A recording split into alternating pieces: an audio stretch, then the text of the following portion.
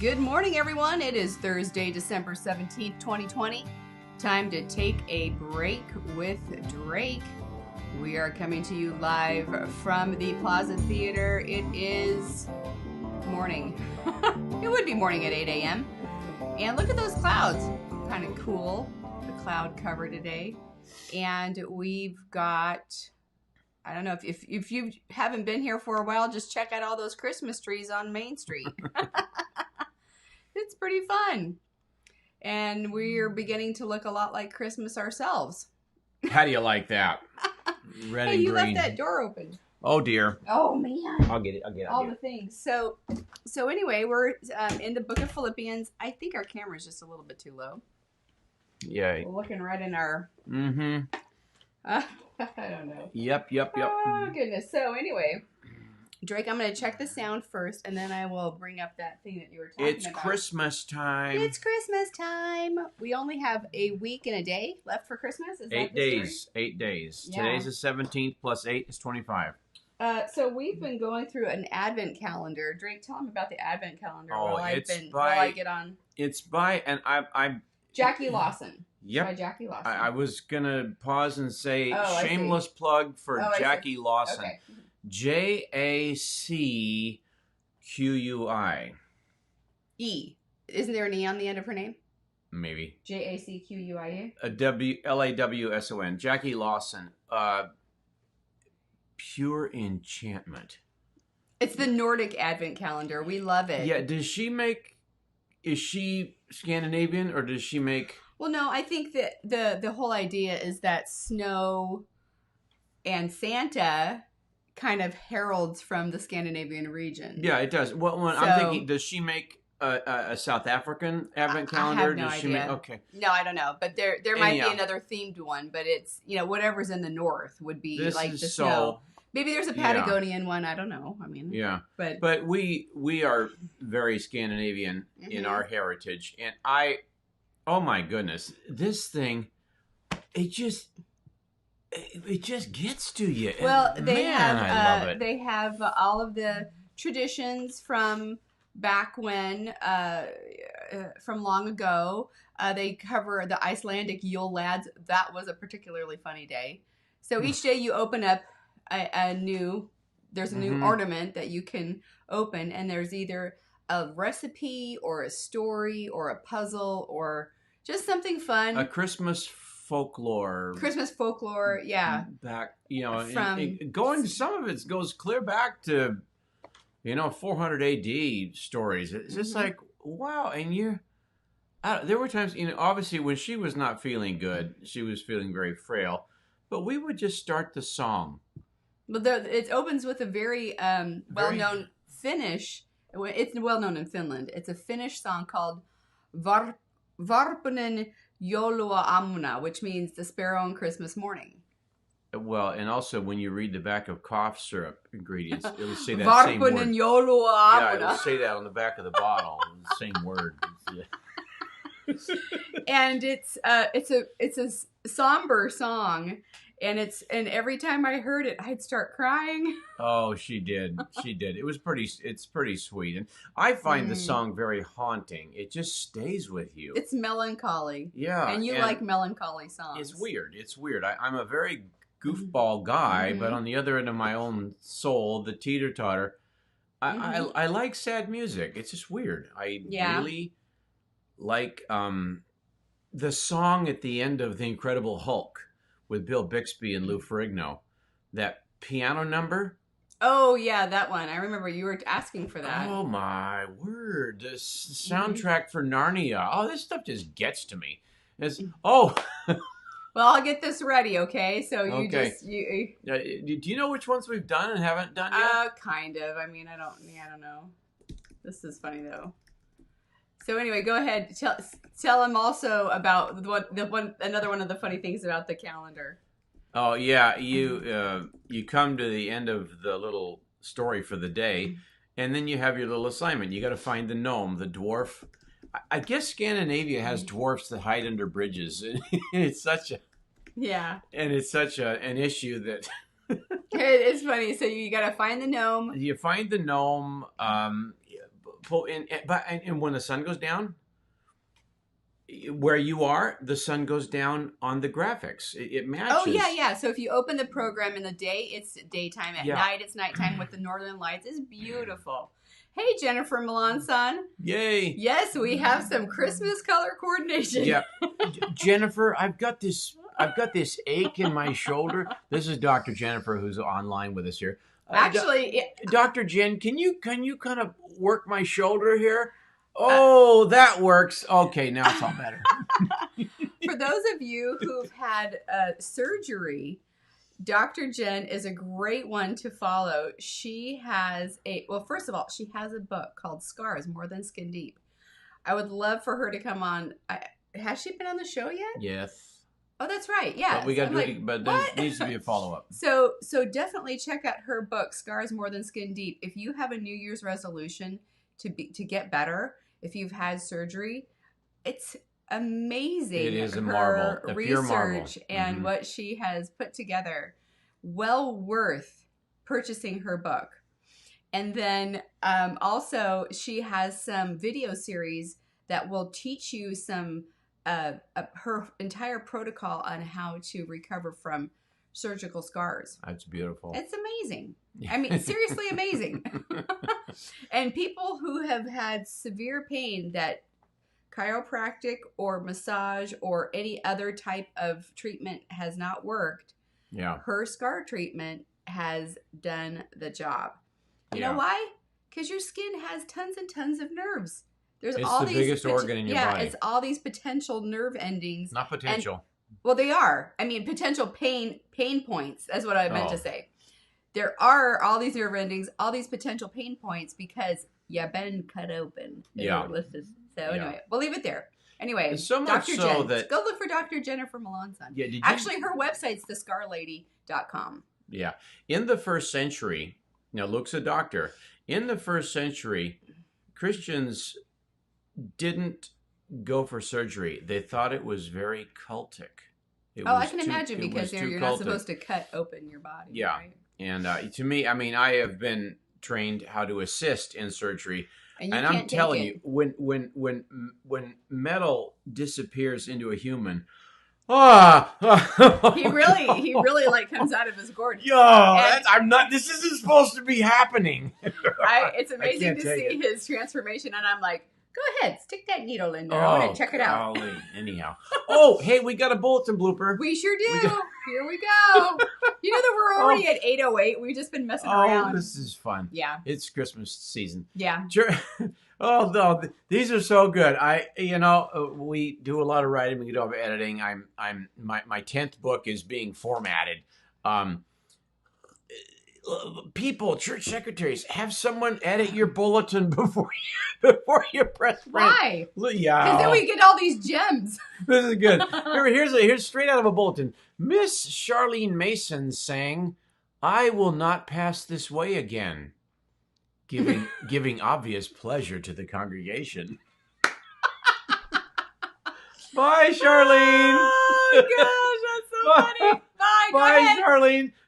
Don't come back. Bye, Miss Mason. Goodbye. Have fun storming the castle. You think she'll make it? I don't know. She'll take a miracle. Be a miracle. Goodbye, Charlie. Hey, there's Michael Robert Warren. He is hailing from the southeastern U.S. He says, "Love you both. John has a caboose train arriving at JSS today. Exciting." That's John Schneider's. Yeah, that's right. John Schneider Studios. So Michael Robert Warren works out with John Schneider. Yeah. And he's he just does everything. Michael is just one of those guys who just says if you ask him to do something, he'll figure out a way to do it. Very helpful. We were on set with Michael Robert working on a movie 20 months ago. John Schneider is the performer in the movie. Yeah. Michael is so keen and so helpful. Yeah. But I'm telling you, John Schneider has put out four? I think 3 movies this year. Michael, correct us if we're wrong. Can you write them in the chat? What are they? Yeah. Stand on It is one of them. Stand on It, Christmas Cars, The Farmer and the Bell. Well, he was also in Tulsa. In Tulsa? Oh, yeah. But now Michael is in John's movie. Yeah. Michael is in John's movie.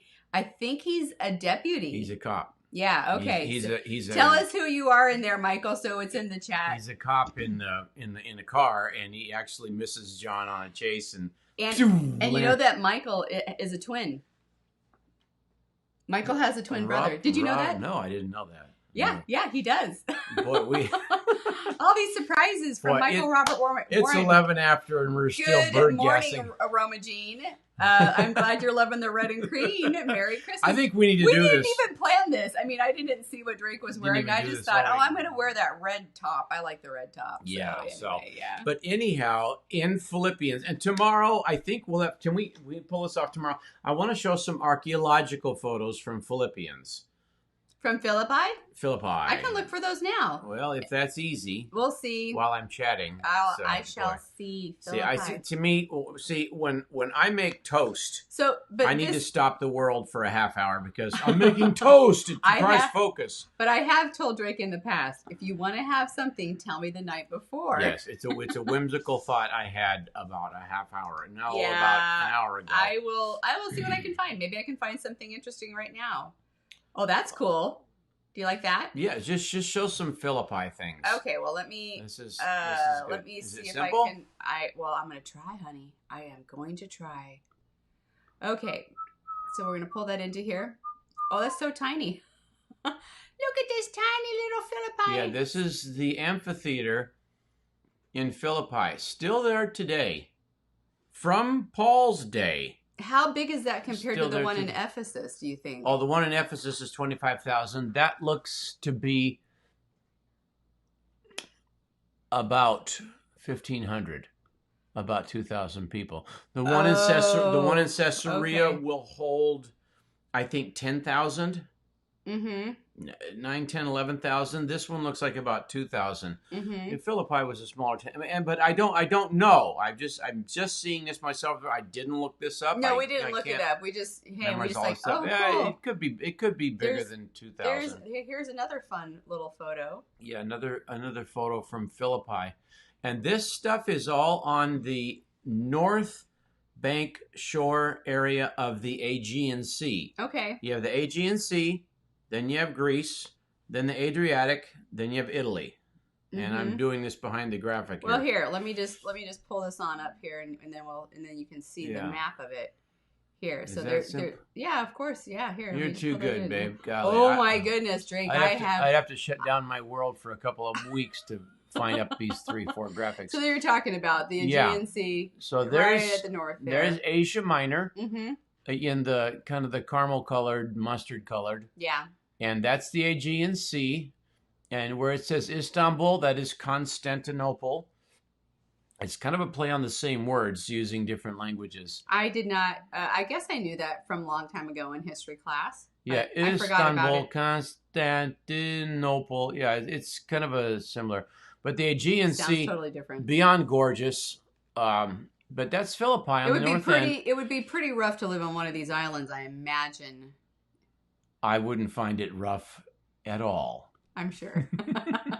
Feta cheese, gyros, gyros. I say gyros because it's a G-Y-R. This says Lost City of Philippi, Greece. Yeah. Oh, this stuff is awesome. So there's some more ruins there. This stuff is awesome. The rocks certainly do cry out. We'll look at a couple more of these tomorrow. We will. But the rocks do testify as to what happened. And Paul's document to this city here today still cheers people's hearts by the hundreds of millions now. That's amazing. Millennia later, it is... Hey, Drake, Gail Santa Maria. Gail says, I've been enjoying watching you both. Drake and I attended Simpson together.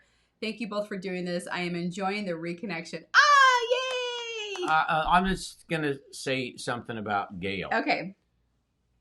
Angelic spirit. I try not to weep here. Such an angelic spirit. You're gonna make him cry. I was a goofball. I was a yo-yo at college. Very into it, very committed. Mm-hmm. I was not vandalistic. People think if you're funny, then you're vandalistic and you break stuff and you play gag tricks on people. I didn't do that. but I was just wound up. And Gail had such an angelic spirit. I remember one time there was something that I didn't get. The professor just got done. I was, whoa, yeah. And Gail got it. She's a very receptive spirit.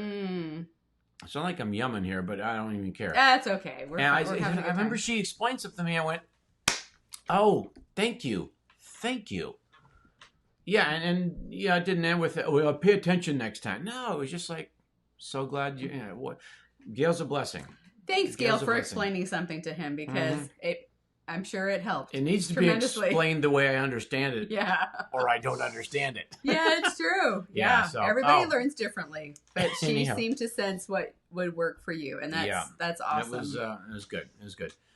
Anyhow, Philippians 2:12. Remember, we just did the Philippian hymn where Jesus, because he became obedient to death on the cross, and because of that, he's been exalted and given a name above every name. Because of this, and every knee shall bow, every tongue will confess, and that means everyone, even in the spirit world, all knees bow, all tongues confess.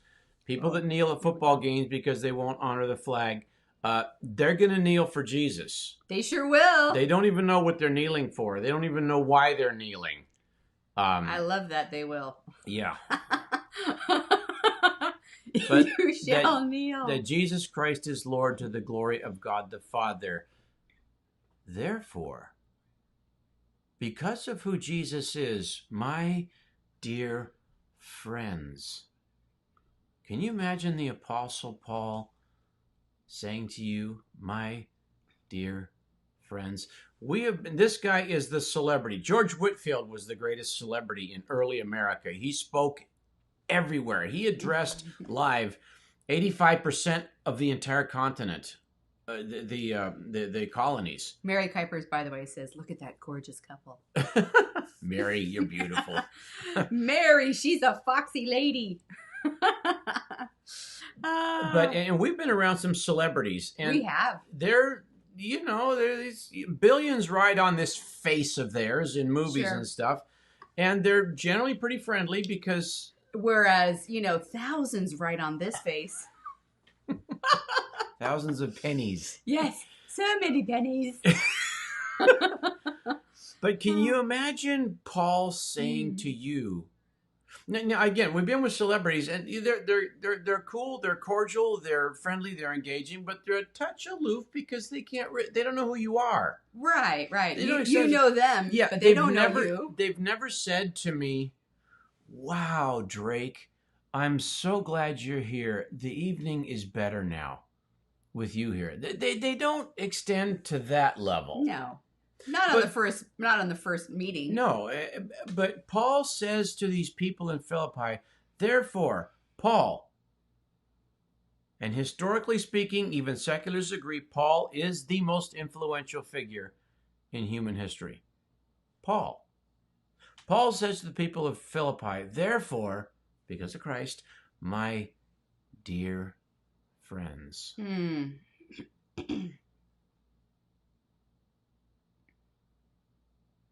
I love that. Yeah, my dear friends. As you have always obeyed, not only in my presence, but now much more in my absence. The Philippian church, they have a compass that's unseen. They have a compass that's indeed true. Whether Paul's there or not there, hey, we're not doing this for Paul. Paul reminds us to dedicate our lives to Christ, be loving, have the attitude of Christ, and they do. I mean, read this thing. Mm-hmm. Continue to work out your salvation with fear and trembling. Does that mean you have to get saved again? What does that mean, Drake? It means to look at every aspect of your life and your soul. And as you continue to peel back your life, when you find things that are antithetical to the gospel, deal with those things. Confess those things. Take the trash out. Okay. Throw the things in your character in the recycle bin, in the compost heap. Let God turn it anew. Yeah, because I guess God does do that. He reveals things to you incrementally. And otherwise, you'd be overwhelmed or like, yeah, I can't do nothing. Yeah, and when you find stuff in your heart and you go, Aw. Oh my word. Oh my word. That's not good. I've been hiding a bitter root. Mm-hmm. Darn those bitter roots. I remember one pastor going on. Yeah? In the 70s, and I'm evangelistic, and he had an evangelistic streak to him. I remember this guy. I don't know where he is now. He may not be alive. If he is, he's pushing 90. But he told me about people that reject the gospel. And he said to me with a great big Jack Nicholson Joker grin on his face. Goodness. He said, well, you can always say, goodbye, sweet guy. I fly, you fry. Whoa. And he said that, and he went, ha, ha, ha, ha. Oh, gosh. That isn't funny. Work out your salvation with fear and trembling. This thing isn't a joke. No.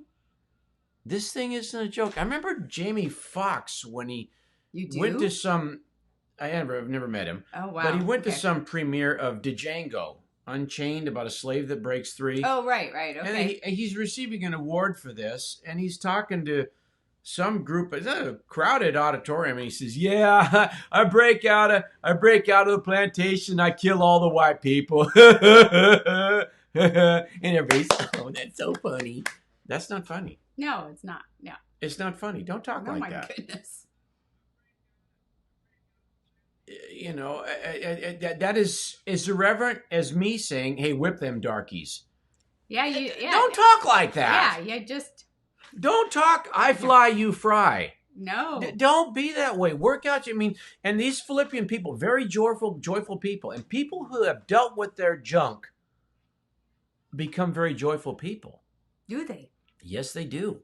Tell me about it. Because joy comes over you. You're sanctified. I remember Dr. Laura saying, and she doesn't come across as a real believer. She's a conservative Jew, but she said sanctification, it needs to be our concern. She's saying this on national radio. Mm-hmm. I don't think she's not broadcasting now. Yeah. But it reminds me of the quote from, I think was it Viktor Frankl? Because he talked about there was, we have the Statue of Liberty, all right? We talk about having liberty and freedom in Christ. So I should be able to do whatever I want to do because the blood of Christ covers me. Well, that's not what it's for. That's not what it's for, exactly. So he was saying that we have the Statue of Liberty, and then we should have a statue of responsibility. Oh, this is good. Because that freedom should come with responsibility. And that's what I think more what this verse is talking about, right? You're working out your salvation with fear and trembling. Yeah. You're being responsible with the freedom that you've been given. That's a very good word, dear. Thank you. I appreciate that. Thank you. Now get this double work here. Work out your salvation with fear and trembling, for it is God who works in you. Work with God. That's now, right. someone who has all this liberty, you have the power to stop God working in you. Yeah, that's a scary thing, right? You can make God go, I can't work with this anymore. And we've been in ministry for decades. Yeah. I've been in ministry longer. I started doing ministry and teaching in church when Miss Muffet here in Red was in grammar school. I was doing ministry too. Yeah. I was doing those church plays and stuff. Come on, memorizing my verses. And we grew up 400 miles apart. We did. But it says God who works in you to will and to act according to His good purpose. The prior illustration that I was going to say, I'm just going to move on. Doesn't matter. You sure? Yeah. Did I butt in? No, that's fine. Verse 14. Oops. Wait a second. I didn't do 13.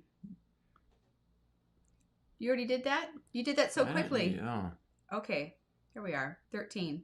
Sorry. So God let me pull this up a little bit because I want it to all be together. God is working on us. God is working with us. God is working through us. Work with Him. Okay, if you're young, I'm telling you, don't fight your parents. Don't do that to yourself. You think, oh, I'm winning something. You're winning nothing. You're going to lose everything. You can't be a rascal all day and say, well, I'm going to use the illustration. You can't be a rascal all day. And someone says, hey, man, behave, man. Aren't you so-and-so's kid? Say, dinner will be ready at the end of the day, no matter what I do. I'll steal. I'll bust stuff. I'll poke a bike tire. I'll be a skunk all day. My parents will feed me tonight. I can act how I want. Well, that's not very good. That's not a winning plan. No. Do everything. Now Paul is writing this in 63 Boy, it doesn't want to line up. Okay. Paul is writing this in 63 AD.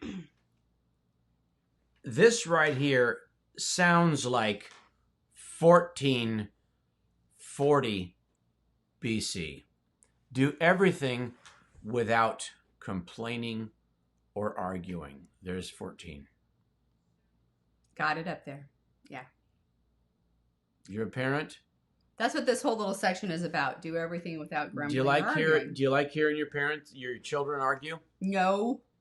Does God go, oh, good. They're little attorneys in the works here. This is great. Oh, I love them. They're going to be such skunks in courtrooms. Oh, gosh. Oh, they're going to be a real rascally one. Oh, my little porcupine here, he's going to poke everybody. Now, God, do everything without complaining or arguing. What do you want to do for a complainer? How do you want to help a complainer? Do you want to help them exit? Do you like to assist a complainer at all? If you're a waitress, do you enjoy a complaining diner? Wow. Do you? If they are complaining nicely. They're not complaining. They're saying, and when I've got something wrong with my meal, I just come over and I tell the waiter and I say, tell you what, I got something's going wrong in the kitchen because I worked in restaurants. I've actually said to the owner of a restaurant, I said, listen, I'm not putting this on Yelp. I'm not going to make a skunk here. I do restaurants. I almost worked at the Waldorf Astoria 35 years ago. The guy that I worked for, he says, man, I would send you to the Waldorf with the most glaring recommendation. He says, yeah, you're a nut and you forget stuff, but you've got the perfect personality. Mm-hmm. So I go restaurant and I tell the restaurant owner, I said, listen, this little dish here on this buffet, something's wrong with this. This is too long. It's got too much salt in it. They've tried to bring it back to life using the wrong oil. Just take that dish, redo this dish here. And he goes, oh, thank you. I said, listen, Ed, nothing on Yelp. I'm not going to make a scene. I'm on your side. I want you to have a roaring restaurant here. Mm-hmm. So as soon as they realize I'm not complaining, and I don't want to argue with them, I want to help them. They go, wow, thank you. And I say, hey, can we take 25% off your bill? I'm thinking, you can, but that's not why I'm helping. Nothing but good. Okay, twist our arm. We'll accept it. Put verse 14 on your mirror. The way it is hard. This is one of the hardest things I think to do, because we've been brought up in a culture that is very individualistic, very opinionated, and very you're encouraged tempestuous. Somewhat tempestuous, and you're encouraged to just let your voice be heard. I remember being told by a teacher in school, in high school. Now, he was a kid in Boston, and that Eastern Seaboard, boy. We have like 1 minute left. You talk about rude drivers, but it kind of goes with everything. You get a New Yorker, a person from Philadelphia, a person from Baltimore on vacation in your restaurant, and you're a waiter. Look out! You may well have a complaint. Yeah, I would agree. There are certain areas where that culture is fostered. Put your foot down. Make sure you don't have to put up with nothing, man. You got your rights, and it becomes so ugly so fast. Put this on your mirror. Do everything without complaining or arguing. Do how much of it? Everything. That's pretty clear. Wow. Mm-hmm. So that you may become blameless and pure, children of God, without fault in a crooked and depraved generation. Tomorrow morning, we'll talk about the illustration that results of this. It is fascinating. And it jives with what's happening in the astronomical world this coming week. It's totally astronomical. So fascinating. Do everything without complaining or arguing, so that you may become blameless and pure, children of God, without fault in a crooked and depraved generation. We shine. Yes, we do. Yeah. Shine for Jesus. I want to mention one more time about the 7 streams method before we go. We, of course, have the podcast available. It's on 7streamsmethod.com and several different podcast platforms. And I just want to encourage you, you don't have to start on January 1st. You don't have to wait till January 1st. You don't have to wait till now. January 1st if you haven't started listening to the Bible. I just don't want to make January 1st some kind of magical day where, if I don't start listening to the Bible on January 1st, and if I miss a day, I'm a guilty heathen. Yeah, it's not the gun at the beginning of a race. No. It's something that you can jump in and you can sail with us on the scriptures, through the scriptures anytime. This is something I created. It's this is just like my what would you say? My trial run. It's a graphic. It's a trial run for my graphic to symbolize the books of the Bible, all 66 books. I'm creating a printable so that you can follow along and say, hey, I finished the book of Genesis, and color it in. Just for something fun. It's a tracker. This is the book tracker for the 7 Streams method. I have other trackers that are in development. Those will all be released pretty soon. And then I will be creating a video series specifically for going through the Bible together. I like that. As a journey. I'm just kind of overwhelmed at the magnitude of that project. But it'll be fun. So if you want to come sail with me through the Bible. It's a big bite. It's a lot to chew. It'll be a lot, but it's going to all be, I think I'm going to just do it on YouTube. I don't know. There's so many different platforms now. So I don't know. Tell me what your favorite platform is to follow videos on. Is it Facebook Live? Is it YouTube? Is it Rumble? GodTube? There's so many different platforms. Yeah. There's so many. Oh my goodness. So anyway, bless us. Yeah, we do. Bless us, Father. I already read that. But the Lord bless you and keep you. The Lord make his face to shine upon you. The Lord lift up his countenance to you and give you peace this day for a Merry Christmas season. You're loved at our house. Amen.